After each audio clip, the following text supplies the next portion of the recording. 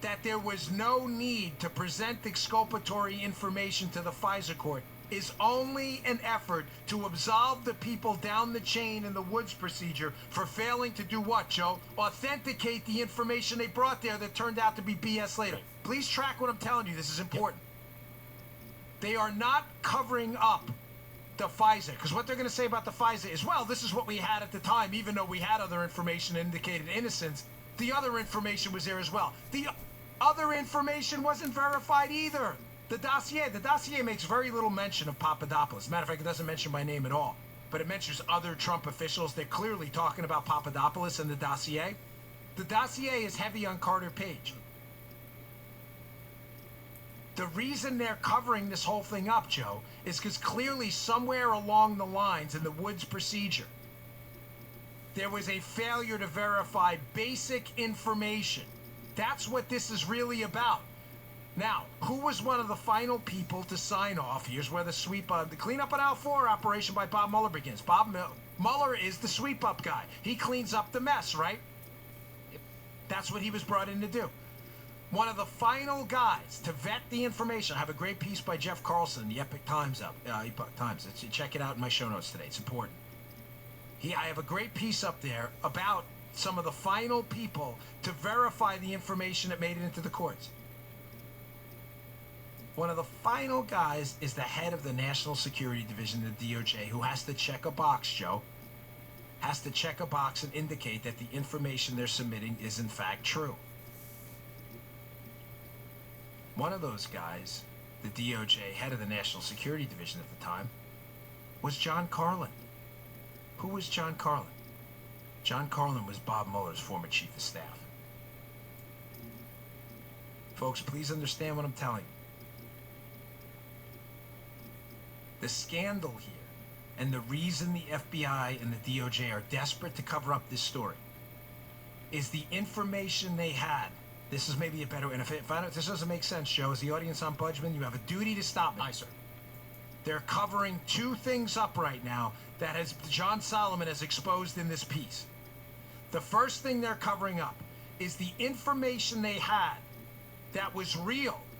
In other words, it's Papadopoulos on tape in a transcription saying generally he had nothing to do with this collusion scandal as the FBI believed it happened. The information they had that was real did not make it into the FISA court. Right. The information that could be verified. How can they verify it, Joe? They had the damn transcript of Papadopoulos saying it. You see where I'm going with this? Oh, yeah. The information that could have made it into the Woods, through the Woods procedure, and Carlin could have signed off on, could have made it into a FISA document. Well, why wouldn't it?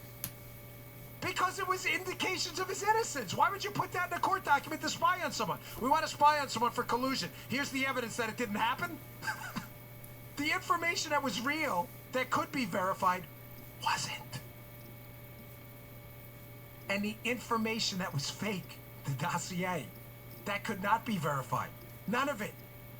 None of it. Zippo, except Carter Page going to Russia, which is nothing illegal about that. The information that was fake and couldn't be verified was verified and made it into the court. That's what they're covering. That's why I gave that long lead up to this. I want you to understand that. Yeah. They are covering for people up and down the chain of the FBI who had to at some point put their John Hancock on a document verifying the information that wasn't true was true, while the information that was true was entirely left out. That's the scandal, which indicates what? This was a political hit from the start. They had transcripts. There are likely heavy recordings of Papadopoulos denying all of this stuff that managed to somehow evade the Woods procedure, while the fake information, the dossier, made it through the Woods procedure and into the FISA court. Telling you clear as day, their goal was, we are getting this Trump team surveillance net and this two-hop rule down no matter what. If we can't get Papadopoulos on a FISA, we'll go to the next guy, Carter Page. Don't be surprised if these transcripts surface at some point. Got it. All right, one last story on this caravan. This is really under my skin like you wouldn't believe. Folks, on the messaging side, stop falling into Democrat traps. I know I'm a little, what did I say, pissy today. I'm sorry, but I'm just aggravated at everything that's going on, and that we need to get out and vote. Bring 10 people with you. It's not enough. But it's how easily some people get suckered by Democrat messaging tricks that are just so easy to beat back, and they just miss the opportunity. I'm always like, how are you missing this? People like Acosta in the White House yesterday, Jim Acosta, who's a liberal activist masquerading as a CNN reporter. He's in the Oval Office talking to Trump yesterday, Joe, and he asked this question. Well, you know, Mr. Trump, you've alleged that there are Middle Easterners and gang members in this caravan of, you know, between 5,000 and 10,000 people. You know, do you have any evidence of that? I wouldn't answer that question. I would turn it around and say, Jim, these people are looking to enter the United States illegally. I have no obligation whatsoever to produce evidence that there are, in fact, gang members and terrorists in that. You have an obligation as a liberal activist, which is what you are, Jim, to prove to me that they don't. Remember, there's a great line in Nassim Taleb's Black Swan, which I haven't mentioned in a while, Joe's favorite book. The absence of evidence is not the evidence of absence. In other words, the fact that, by the way, there is a significant number of data points, by the way, that there are gang members in this, including a statement issued by DHS this morning. I'm not even saying there's an absence of evidence. But when you're talking about 5,000 to 10,000 illegal immigrants illegally entering the country without vetting, the obligation isn't on me to prove that they're gang members and terrorists. The obligation as a liberal activist on you is to prove they don't. That there are none of them. And you know how we prove that, Joe?